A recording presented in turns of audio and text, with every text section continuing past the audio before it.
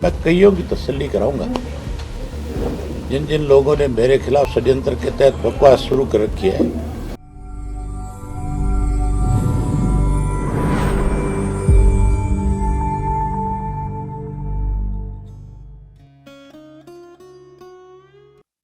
दोस्तों नमस्कार, मैं जगन्नाथ गौतम सियासत हिंदुस्तान यूट्यूब चैनल पर आपका स्वागत है। दोस्तों, जो सोशल मीडिया से खबरें निकल कर आ रही हैं उसमें इनेलो सुप्रीमो अभय चौटाला बौखलाए हुए हैं और वो दावा कर रहे हैं मीडिया रिपोर्ट्स में कि मैं आरएस यादव पर 100 करोड़ का दावा करूंगा मानहानि का, उन्हें कोर्ट में घसीटूंगा।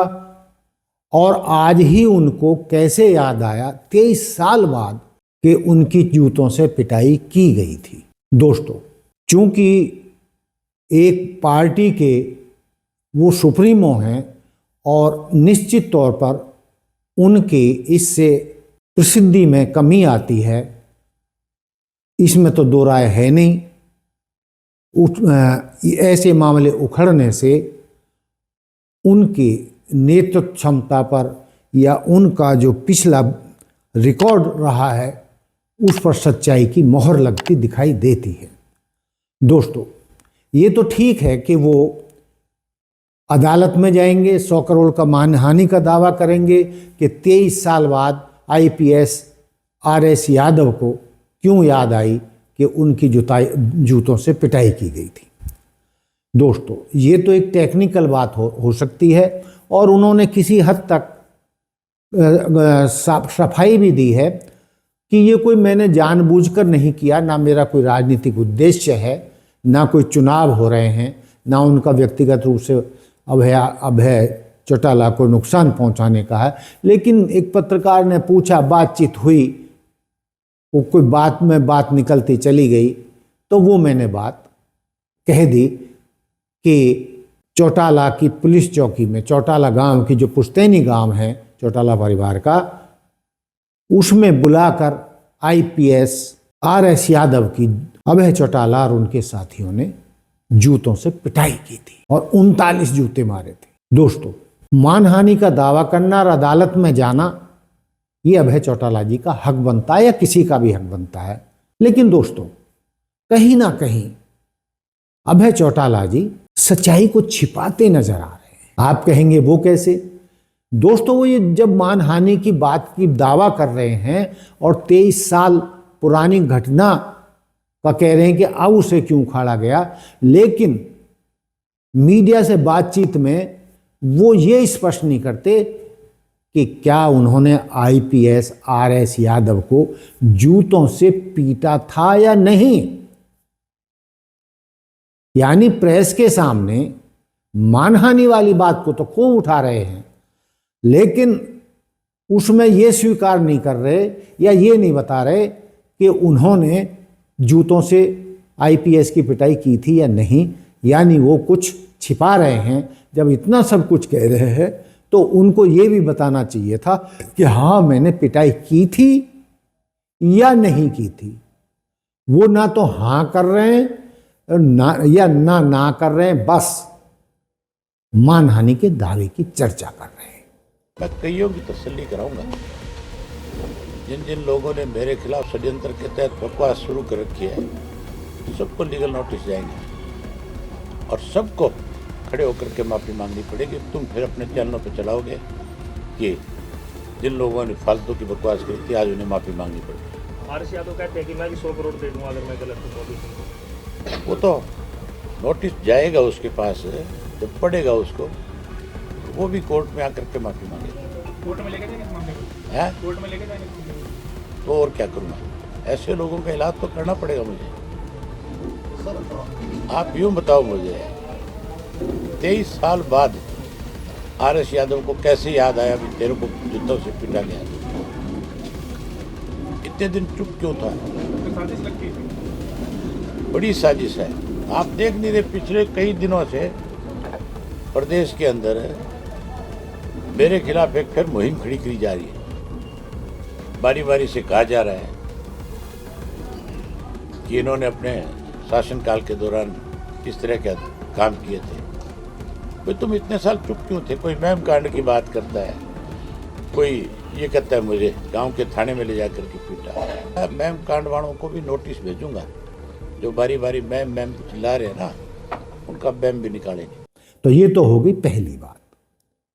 दूसरी बात ये है कि मीडिया में जो कुछ एक और खबर उभर कर आ रही है कि आनंद सिंह दागी, जो पूर्व महम के पूर्व विधायक और मंत्री रहे हैं, तो उन्होंने कहा है कि महम का भी बहम में निकालूंगा कि किस तरीके से उन्हें और चौटाला परिवार को बदनाम किया जा रहा है। लेकिन दोस्तों, जो पुराने पत्रकार हैं, राजनीतिज्ञ हैं, वो सब जानते हैं कि जब ओम प्रकाश चौटाला जी मुख्यमंत्री बने थे तो उस समय वो विधायक नहीं थे, और मुख्यमंत्री के पद पर बने रहने के लिए विधायक बनना जरूरी था, यानी किसी ना किसी सीट से वो उपचुनाव जीतकर अपनी मुख्यमंत्री की कुर्सी पक्की करना चाहते थे कानूनी रूप से। तो उसके लिए रोहतक जिले की महम सीट, जो ताऊ देवीलाल के प्रभाव वाली सीट थी, वहां से उन्होंने महम सीट को चुना और वहां से चुनाव लड़ने का फैसला किया।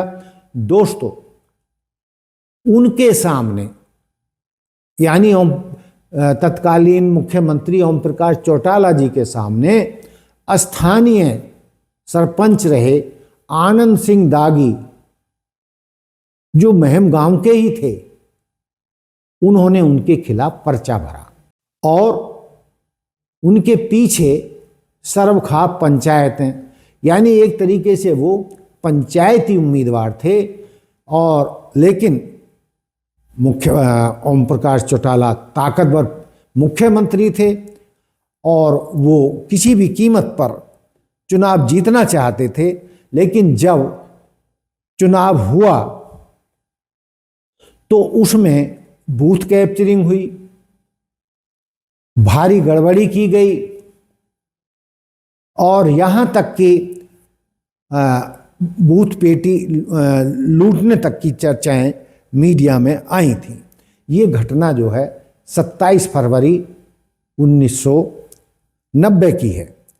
दोस्तों, जब 27 फरवरी को मतदान हो रहा था तो अभय चौटाला और उनके साथियों ने चुनावी धांधली करने, कथित रूप से चुनावी धांधली की, दबंगई की और जबरन चुनाव जीतने के लिए जो भी हथकंडे अपनाए जा सकते हैं वो अपनाए गए। लोगों को डराया गया, धमकाया गया और कि हर हालत में चुनाव जीतना है, इसलिए फायरिंग भी हुई, लोगों पर गोलियां चलाई गई और इस फायरिंग में कई लोगों की मौत हुई। कथित रूप से आरोप है कि फायरिंग करने वालों में अभय चौटाला, उनके साथी और कई पुलिस वाले शामिल थे, जिसमें कई लोग मारे गए।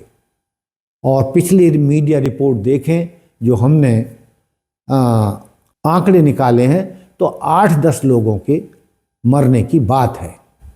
तो दोस्तों, इस चुनाव में जिस तरीके से धांधली हुई थी और गोलियां चली थी, हिंसक चुनाव हुआ था, तो ये महम कांड न केवल हरियाणा में बल्कि पूरे देश में चर्चित हो गया था और चौटाला परिवार की जबरदस्त बदनामी हुई थी। बाद में बदनामी नहीं हुई बल्कि 28 तारीख, चुनाव तो 27 फरवरी को था, लेकिन 28 फरवरी को धांधलियों के चलते पुनर्मतदान हुआ और फिर उसी तरीके से खींचमतान हुई और फिर जो है हिंसक वारदातें हुई, जिसके चलते अभय चौटाला और उनके कई साथियों के खिलाफ कथित रूप से एफआईआर दर्ज हुई। महम थाने में एफआईआर नंबर 76 दर्ज हुई, जिसके चलते आगे केस भी चला, खूब पुलिस, थाना, कचहरी सब कुछ हुआ, मामला हाई कोर्ट तक गया। लेकिन दोस्तों, चौटाला परिवार उस समय पावर में था और जो गवाह थे या हालात थे या जो भी पहचान थी वो हिंसक घटनाओं की, उनको मिटा दिया गया और गवाह चौटाला परिवार के सामने या अभय चौटाला के सामने किसी की हिम्मत नहीं हुई कि वो गवाह के लिए आ सकें, इसलिए वो मुकदमा कमज़ोर हो गया। हालांकि कई साल तक चला, हाई कोर्ट तक भी गया, संभवतः आज तक भी उस केस का कोई फैसला नहीं हुआ है।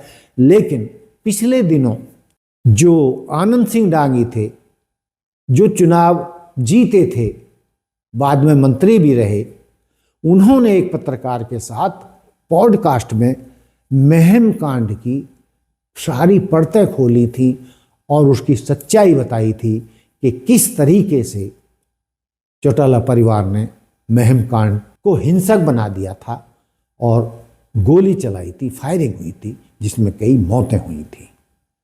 तो आनंद सिंह डांगी के उस पॉडकास्ट के बाद ये मामला नए सिरे से हरियाणा में आग की तरह फैल गया, जिससे कि अभय चौटाला आग बबूला हो रहे हैं। पहले तो वो RS Yadav, IPS RS Yadav की जूतों से पिटाई का मामला, और अब नए सिरे से आनंद सिंह डांगी द्वारा एक पत्रकार को पॉडकास्ट में महम कांड की सच्चाई का बारीकी से बखान करने पर उनका पारा सातवें आसमान पर है और उन्होंने धमकी दी है एक तरीके से कि मैं सबको देख लूँगा, सबको अदालत में घसीटूंगा, जो मेरे खिलाफ जिन लोगों ने मेरे को बदनाम करने के लिए अभियान चला रखा है, मैं किसी को नहीं बख्शूंगा और हर एक से अदालत में इनसे माफ़ी मंगवाऊंगा, तभी इनका पीछा छोड़ूंगा। लेकिन दोस्तों, समझने की बात यह है कि मैंने शुरू में कहा कि आप कुछ ना कुछ छिपा रहे हैं, सच्चाई नहीं बोल रहे मीडिया के सामने। अरे भाई, आप ये नहीं बता, आप 23 साल वाली बात कर रहे हैं, लेकिन ये नहीं बता रहे कि हाँ मैंने जूतों से पिटाई की थी, और ना आप ये बता रहे हैं कि मेरे खिलाफ फायरिंग करने के लिए, हिंसक वारदात में शामिल होने के लिए, महम विधानसभा जीतने के लिए गोलीबारी की थी, हिंसक घटनाएं हुई थी और एफआईआर में नाम था। इन सब बातों को अभय चौटाला जी छिपा रहे हैं। तो दोस्तों, आईपीएस जूता कांड भी एक सच्चाई ही लगती है, क्योंकि एक आईपीएस ने खुद मीडिया के सामने इसका बखान किया है। और उसी तरीके से महम कांड तो पूरे देश का चर्चित हिंसक चुनावी कांड था, जिसको लेकर पूरे देश के अखबार महम कांड से रंगे हुए थे उस समय। लेकिन दोस्तों, ये घटना 35 साल पुरानी हो चुकी है। कैसे उठ गई महम कांड की बात, ये एक खोज का विषय हो सकता है, या 23 साल बाद आरएस यादव ने ये घटना का जिक्र क्यों किया, ये भी एक खोज का विषय हो सकता है कि दोनों घटनाओं के पीछे किसी की क्या मंशा है। ये भी समझने की बात है कि इसकी ज़रूरत क्यों पड़ी। लेकिन दोस्तों, जो चीज़ रिकॉर्ड में होती है वो तो होती है, और जो राजनीतिक परिवार होते हैं उनकी कितनी भी पुरानी कोई घटना हो, वो एक इतिहास का हिस्सा बन जाती हैं। इसलिए आरएस यादव की जूतों से पिटाई एक आईपीएस की, और महम कांड, हिंसक जो उपचुनाव, ये एक ऐतिहासिक घटनाएं हैं जिनको अभय चौटाला छिपा नहीं सकते, चाहे वो कितना ही भी प्रयास करें। लेकिन आज वो एक पार्टी के सुप्रीमो हैं, और निश्चित तौर पर इस तरीके की घटनाएं सामने आने से उनकी बदनामी तो हो रही है, लेकिन जो हकीकत है वो हकीकत है। लेकिन दोस्तों, अपनी बात को समाप्त करने से पहले मैं इतना कहना चाहूँगा कि जो रिकॉर्ड में बातें हैं या उस समय मीडिया में थीं, उसके आधार पर ही हमने सारी बातें की हैं, क्योंकि 35 साल पुराने के साक्ष्य ढूंढना बड़ा मुश्किल है, और उस समय ये डिजिटल मीडिया भी नहीं होता था कि उसके उस तरीके के सबूत हों। तो हमारा मकसद किसी की मानहानि करना या अपयश करना नहीं है, लेकिन जो एक ऐतिहासिक सच्चाई है हम उससे भी मुंह नहीं मोड़ सकते। तो जो ऐतिहासिक सच्चाई हैं अभय चौटाला जी को, उनका तो सामना करना ही पड़ेगा। मैंने जो आपके सामने तथ्य रखे, आप उनसे कितने सहमत हैं और अभय चौटाला जी सच्चाई, असली सच्चाई क्यों छिपा रहे हैं या नहीं, और जो जानकार हैं इन दोनों घटनाओं के, वो लोग हमें कमेंट्स करके बता सकते हैं कि महम कांड में क्या सच्चाई थी या आईपीएस की जूतों से पिटाई में क्या सच्चाई थी, और जिससे हम अपने दर्शकों को बता सकें। और जो दर्शक हैं हमारे, हम उनके कमेंट्स का हमेशा स्वागत करते हैं। यदि आपको हमारे चैनल पसंद आता है तो दोस्तों लाइक, सब्सक्राइब और शेयर ज़रूर करें, चूँकि आपके बिना हमारा आगे बढ़ना मुश्किल ही नहीं बल्कि नामुमकिन है। तो दोस्तों देखते रहिए सियासत हिंदुस्तान। जय हिंद, जय भारत, जय संविधान। धन्यवाद।